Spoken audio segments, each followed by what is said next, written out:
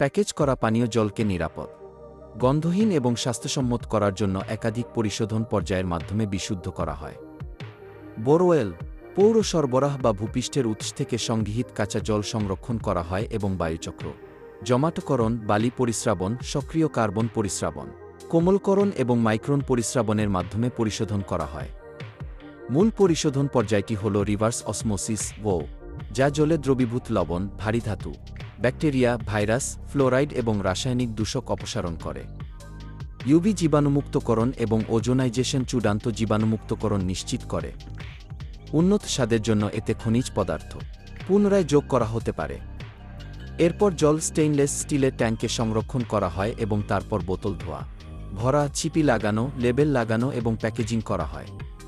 প্রতিটি batch base ফিসে এবং S14543 মান অনুযায়ী পরীক্ষাগারে পরীক্ষা করা হয়।